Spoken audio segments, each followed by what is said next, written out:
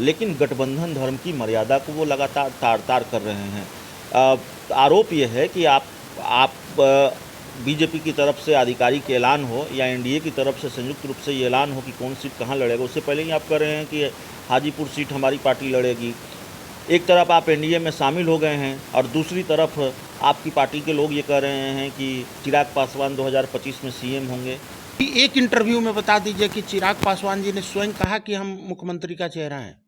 वैसे तो नहीं। नीतीश कुमार ने भी कभी नहीं कहा कि हम प्रधानमंत्री का चेहरा हैं, फिर आप हमला बोलते हैं उनको लेकर। नहीं बताया जा नहीं, सकता आप कार्यकर्ताओं की बात कर रहे हैं। पार्टी में जिम्मेवार पदों पर बैठे लोग ये कह रहे हैं कि 2000 कार्यकर्ता है 2025 मैं भी तो कार्यकर्ता हूँ। नहीं, अगर आपका इशारा हमारे प्रदेश अध्यक्ष आदरणीय राजू तिवारी की तरफ जी है, चूंकि उन्होंने भी बोला राजू उसी सोच के साथ हम एनडीए की बैठक में प्रधानमंत्री नरेंद्र मोदी ने चिराग पासवान का गाल सहला दिया, उनको गले लगा लिया। उससे फिर आप लोग ये उम्मीद पाल बैठे हैं या आपके कॉन्फिडेंस का ये राज है कि चिराग पासवान को भारतीय जनता पार्टी 2025 में सीएम फेस बनाने जा रही है। नहीं सम्राट चौधरी क्या करेंगे? सम्राट चौधरी को लेकर पोस्टर लग रहे हैं कि भाई 2023 में प्रदेश अध्यक्ष और 2025 में मुख्यमंत्री। देखिए, सम्राट चौधरी जी ने भी खुद नहीं कहा, भाजपा ने भी अभी नहीं बोला कि हमारे जो मुख्यमंत्री का चेहरा होगा वो ये होंगे। आपको उम्मीद है कि चिराग पासवान को बीजेपी सीएम फेस बनाएगी?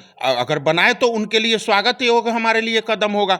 आज मैं अपील करना चाहता हूं भाजपा के उन नेताओं को कि भाई आप चिराग पासवान जी के नेतृत्व में चुनाव अगला लड़ा जाए और उनको मुख्यमंत्री बनाया जाए। नमस्कार, आप देख रहे हैं 4 PM बिहार और मैं हूं अभिषेक मिश्रा। हमारे साथ लोक जनशक्ति पार्टी रामविलास के प्रदेश महासचिव रंजन सिंह हैं और जाहिर तौर पर जब चिराग पासवान की पार्टी के नेता हमारे साथ हैं तो फिर कई सवाल हैं। चिराग पासवान और उनकी पार्टी को लेकर कई सवाल टहल रहे हैं।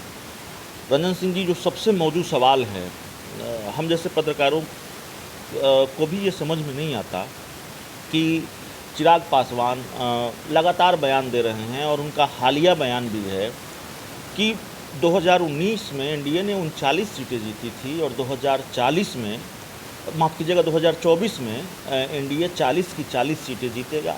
ये चमत्कार कैसे होगा? कई राजनीति के जानकारों से भी बात होती है, वो कहते हैं ये संभव नहीं है। देखिए, एक्चुअली क्या है कि उसके पीछे हमारे नेता का एक विश्वास है। जिस तरीके से पिछली बार आप 2019 में आप देखे होंगे, लोजपा, जदयू और भाजपा मिलके एनडीए में हम लोगों ने 2019 का चुनाव लड़ा। आज जिस तरीके से हम लोगों के गठबंधन उस दौर में 39 सीट लाए और मत जो है प्रतिशत महागठबंधन के लगभग दोगुना मत प्रतिशत में हम लोगों का रहा है। 2024 के जो लोकसभा चुनाव है उसमें कहीं ना कहीं आज के डेट में जो 5 साल का गुड गवर्नेंस जो मोदी ने दिया है पूरे देश में, जो हमारे प्रधानमंत्री आदरणीय प्रधानमंत्री मोदी जी दिए हैं, वो 5 साल के गुड गवर्नेंस का एक विश्वास है जिसके तहत हमारे नेता बोलते हैं। नहीं, आपकी पार्टी कह रही है, चिराग पासवान कह रहे हैं 40 में 40 लोकसभा सीटें जीतेंगे। सी वोटर और इंडिया टुडे का जो सर्वे है आपकी जानकारी में होगा ही, वो सर्वे ये कहता है कि आपका स्ट्राइक रेट जो 100 का रहा वो 50 का हो जाएगा और बिहार में अधिकतम 40 में से 14 सीटें एनडीए जीत सकती है। नहीं, देखिए, सर्वे का तो अपना एक वो होता है कि भाई वो एक सैंपल साइज़ लेते हैं, किसी खास जगह से सैंपल साइज़ देते हैं और उस तरीके से आप देखिए, इसका मैं आपको एक एग्जांपल के थ्रू मैं बताता हूँ कि दिल्ली के राजनीति को अगर आप गौर से देखेंगे तो 2019 में चुनाव होता है लोकसभा का, 7 सीटें भाजपा जीत जाती है। 2020 में ठीक 1 साल के अंदर में ही वहाँ का विधानसभा का चुनाव होता है और उसी दिल्ली के कंस्टिट्यूएंसी में आप देखेंगे तो 70 में से 62 सीट अरविंद केजरीवाल जी को आता है और 8 सीट पे भाजपा सिमट के रह जाती है। आपको क्या लगता है अभिषेक जी, वोटर वही वोटर है ना जो मोदी जी को वोट कर रहा है? या हमारी पार्टी को लोकसभा में वोट कर रहा है। वही वोटर है ना जो दिल्ली में केजरीवाल को विधानसभा में। क्या एक साल के अंदर और इतना बदलाव पब्लिक के अंदर हो जाएगा? लेकिन आप जब ये कहते हैं कि 40 की 40 लोकसभा सीटें 2024 में हम बिहार में जीतेंगे, वही मैं बता सुन लीजिए, तो लगता नहीं कि आप इस फैक्टर को नज़रअंदाज कर रहे हैं कि लालू यादव और नीतीश कुमार की दोस्ती, उसका तिलिस्म, उसका अपना एक समीकरण, आपने तो जिया है इस नुकसान को, उनकी दोस्ती के नुकसान को। 2015 में आप भी बीजेपी के साथ थे और पूरी ताकत लगाकर भी आप बिहार विधानसभा का चुनाव नहीं जीत सके जब लालू यादव नीतीश कुमार साथ हो गए। देखिए, मैं आपको बहुत स्पष्ट बताता हूँ कि लोकसभा का चुनाव और विधानसभा के चुनाव में ज़मीन आसमान का फर्क है। एक में देश का मुद्दा होता है, देश सर्वोपरि होती है, देश के मुद्दे होते हैं जो अहम होते हैं। जब वोटर वोट देने जाता है तो उस समय देश की दिशा और दशा पर ध्यान देकर वोट किया जाता है, जिसमें निश्चित तौर पर हमारे आदरणीय मोदी जी एक तरफ खड़े हैं तो दूसरे तरफ अभी तक के हिसाब में राहुल गांधी जी, जो कांग्रेस के लोग हैं वो राहुल गांधी जी को मानते हैं, वो खड़े हैं।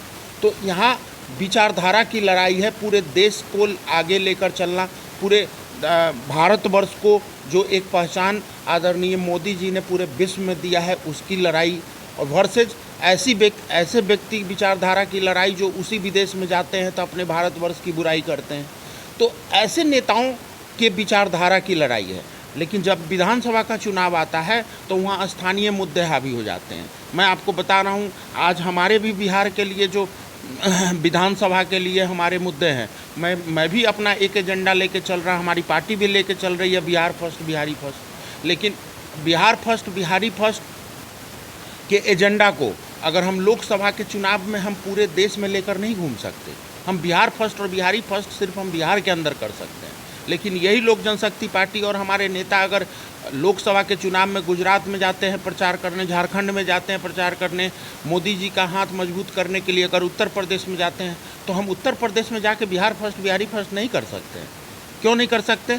क्योंकि ये बिहार फर्स्ट और बिहारी फर्स्ट का जो मुद्दा है ये बिहार के लिए है और बिहार के स्थानीय मुद्दों में आता है, और जो स्थानीय मुद्दे होगा वो हावी रहेगा विधानसभा। लेकिन बड़े गंभीर आरोप हैं आपकी पार्टी पर, आपके नेता चिराग पासवान पर। वो एनडीए में शामिल हो गए हैं, बीजेपी के साथ उनकी दोस्ती हो गई है, लेकिन गठबंधन धर्म की मर्यादा को वो लगातार तार कर रहे हैं। आरोप ये है कि आप बीजेपी की तरफ से आधिकारिक ऐलान हो या एनडीए की तरफ से संयुक्त रूप से ये ऐलान हो कि कौन सीट कहाँ लड़ेगा, उससे पहले ही आप कह रहे हैं कि हाजीपुर सीट हमारी पार्टी लड़ेगी। एक तरफ आप एनडीए में शामिल हो गए हैं और दूसरी तरफ आपकी पार्टी के लोग ये कह रहे हैं कि चिराग पासवान 2025 में सीएम होंगे। आपको लगता नहीं कि ये गठबंधन धर्म की मर्यादा का उल्लंघन है? नहीं, आपको एक चीज़ बताना चाहेंगे अभिषेक जी, हर पार्टी में जो कार्यकर्ता होते हैं और वो कार्यकर्ता की अपनी एक मनोदशा होती है। हर पार्टी के कार्यकर्ता चाहता है कि उसके जो नेता हैं वो सर्वोच्च पद पे आकर सर्वोच्च तरीके से हमारे पार्टी। ठीक है, लेकिन एक सेकेंड हम वही उसी का एक एक करके दोनों बात का जवाब दूंगा। अगर मुख्यमंत्री कैसा हो, चिराग पासवान जैसा हो, एक कार्यकर्ता के द्वारा दिया गया नारा है। आप बताइए कि कभी एक इंटरव्यू में बता दीजिए कि चिराग पासवान जी ने स्वयं कहा कि हम मुख्यमंत्री का चेहरा हैं। वैसे तो नीतीश कुमार ने भी कभी नहीं कहा कि हम प्रधानमंत्री का चेहरा हैं, फिर आप हमला बोलते हैं उनको लेकर। नहीं, तो उनका जो काम करने का चरित्र है, जिस तरीके से वो विपक्षी एकता को जो एकजुट करने के लिए काम कर रहे हैं नीतीश कुमार जी, मोदी के विपक्ष में लावबंदी कर रहे हैं, उनका जो काम करने का चरित्र है उससे बताया जा सकता है। आप कार्यकर्ताओं की बात कर रहे हैं, पार्टी में जिम्मेवार पदों पर बैठे लोग ये कह रहे हैं कि 2000 कार्यकर्ता है, 2025 मैं भी तो कार्यकर्ता हूँ। अगर आपका इशारा हमारे प्रदेश अध्यक्ष आदरणीय राजू तिवारी की तरफ जी है, चूंकि उन्होंने भी बोला, राजू तिवारी हो, शाहनवाज अहमद कैफी हो, आपकी पार्टी के बड़े जिम्मेवार कार्यकर्ता है, ठीक है, एक कार्यकर्ता है आप है, और पार्टी के कई दूसरे नेताओं ने कहा है। तो जिम्मेवार पदों पर आपके बयान को एक आधिकारिक बयान माना जाता है, पार्टी का बयान माना जाता है, और आप कह रहे हैं 2025 में चिराग पासवान सीएम बनेंगे। कैसे बनेंगे? कोई तर्क तो होना चाहिए। वो एक कार्यकर्ता की भावना है।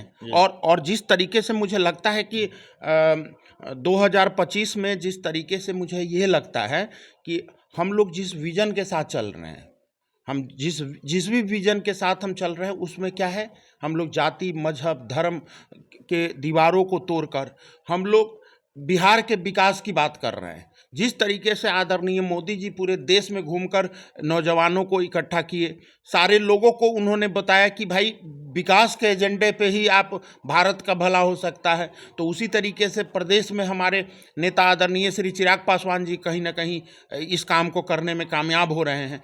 तो हम लोग इस विकल्प जो चीज़ें हमारे आदरणीय चिराग पासवान जी ने जो विजन को जो सोच को लेकर आगे बढ़ा है, उसी सोच के साथ हम लोग एनडीए की बैठक में प्रधानमंत्री नरेंद्र मोदी ने चिराग पासवान का गाल सहला दिया, उनको गले लगा लिया, उससे फिर आप लोग ये उम्मीद पाल बैठे हैं या आपके कॉन्फिडेंस का ये राज है कि चिराग पासवान को भारतीय जनता पार्टी 2025 में सीएम फेस बनाने जा रही है? नहीं नहीं, देखिए वो हमारे नेता जब उस टाइम पे जब गले लगाए थे आदरणीय मोदी जी, तो उस समय हमारे नेता ने स्पष्ट कर दिए थे, उसी समय जस्ट एक प्रेस कॉन्फ्रेंस जब किए थे तो बताए थे कि उनका गला लगाना उनकी आपस का व्यक्तिगत मामला है, उसको राजनीतिक चश्मे से न देखा जाए।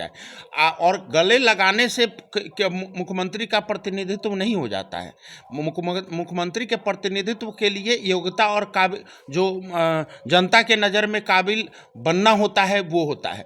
मुझे लगता है कि पिछले 3 साल में, देखिए फिर मैं बोल रहा हूँ, ये मेरी व्यक्तिगत राय है, पिछले 3 साल में जिस तरीके से हमारे नेता बिहार के गलियों में, प्रखंडों में, पंचायतों में जाकर जनता के दुख दर्द को समझा है, तो मुझे लगता है कि सीएम के कुर्सी पर उसी को बैठना चाहिए जो जनता के दुख दर्द को समझकर उसके लिए ब्लूप्रिंट लिखने का। सम्राट चौधरी क्या करेंगे? सम्राट चौधरी को लेकर पोस्टर लग रहे हैं कि भाई 2023 में प्रदेश अध्यक्ष और 2025 में मुख्यमंत्री। देखिए सम्राट चौधरी जी ने भी खुद नहीं कहा, भाजपा ने भी अभी नहीं बोला कि हमारे जो मुख्यमंत्री का चेहरा होगा वो ये होंगे। आपको उम्मीद है कि चिराग पासवान को बीजेपी सीएम फेस बनाएगी? अगर बनाए तो उनके लिए स्वागत ही होगा, हमारे लिए कदम होगा। आज मैं अपील करना चाहता हूं भाजपा के उन नेताओं को कि भाई आप चिराग पासवान जी के नेतृत्व में चुनाव अगला लड़ा जाए और उनको मुख्यमंत्री बनाया जाए।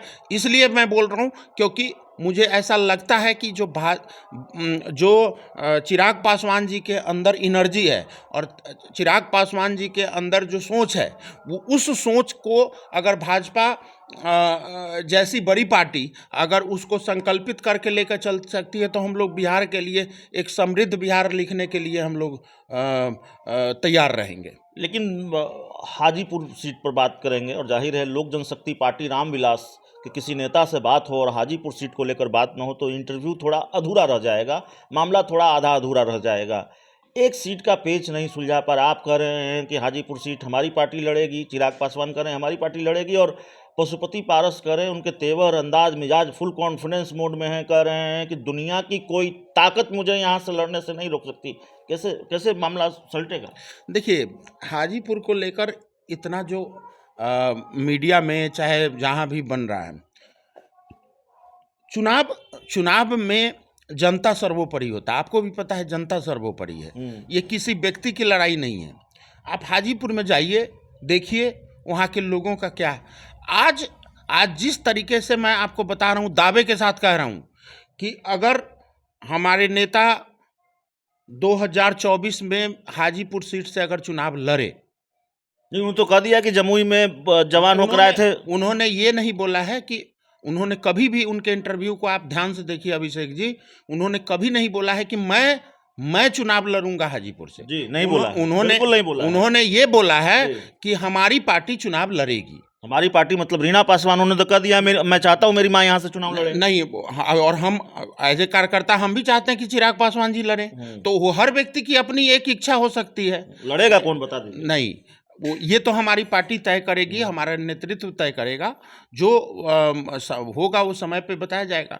लेकिन मैं आपको ये कहना चाह रहा था कि हाजीपुर में जब जाएंगे तो वहाँ के लोगों के अंदर जिस तरीके का विश्वास और जिस तरीके का चीज़ें चिराग पासवान जी के लिए पैदा हुआ है, खासकर पिछले 3 सालों में, वैसे तो पहले से थी, 50 साल का एक राजनीतिक इतिहास है, लेकिन 3 साल के अंदर में जिस तरीके से, मैं आपको दावे के साथ कह रहा हूं कि 2024 में अगर आदरणीय चिराग पासवान जी अगर हाजीपुर सीट से लड़ें तो एक बार हमारे श्रद्धेय स्वर्गीय रामविलास पासवान के रिकॉर्ड वोटों को तोड़ेंगे।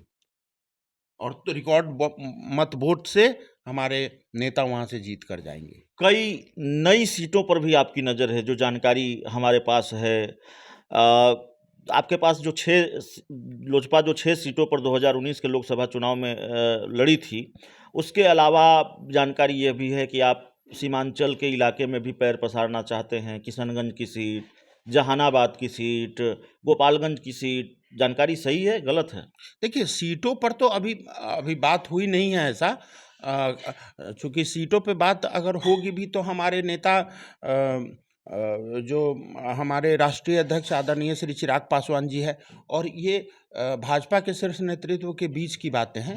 तो अभी तक सीटों पे बात हुई नहीं है। अगर जैसे ही बात बनती है इस पे कि किस सीट पे कौन कहाँ कैसे लड़ेंगे, तो उम्मीदवारी और सीट का जो तय है वो जैसे होगा, तो वो मुझे लगता है कि साझा तौर पे हम लोग एनडीए जो है साझा प्रेस कॉन्फ्रेंस करके इसका एक तरीके से घोषणा करेगी। सीटों को लेकर बात नहीं हुई तो फिर हाजीपुर को लेकर कैसे दावा कर रहे हैं कि हाजीपुर हमारी पार्टी लड़ेगी? नहीं, हाजीपुर में तो एक अधिकार है। देखिए, ये तो बात अधिकार का है। एक तरफ हमें नहीं पता कि वहाँ से कौन अपनी उम्मीदवारी दे रहा है। सिटिंग सांसद हैं पशुपति पारस। सिटिंग सांसद, देखिए, सिटिंग सांसद होने से जनता के भावना का आप सांसद हो, चाहे प्रधानमंत्री हो, चाहे मुख्यमंत्री हो, आप जनता के भावना के अगर बोलिए कि हम विरुद्ध जाकर राजनीति करना चाहते हैं, हम जनता के आवाज़ को क्रश करके हम चाहते हैं कि अपने वहाँ की प्रतिनिधित्व करना, करिए ना, कौन मना कर दिया है। लेकिन मैं आपको बता रहा हूँ, जनता के भावना के विरुद्ध जाकर जिसने भी प्रतिनिधित्व करने की कोशिश किया हो, कोई भी हो, उसको जनता ने नेस्तनाबूद करने का काम किया है। आज जिस तरीके से हाजीपुर के अंदर सैलाब उठा हुआ है, आप जाकर देखिए, वहाँ की मांग है, वहाँ के जनता की मांग है, वहाँ के कार्यकर्ता की मांग है।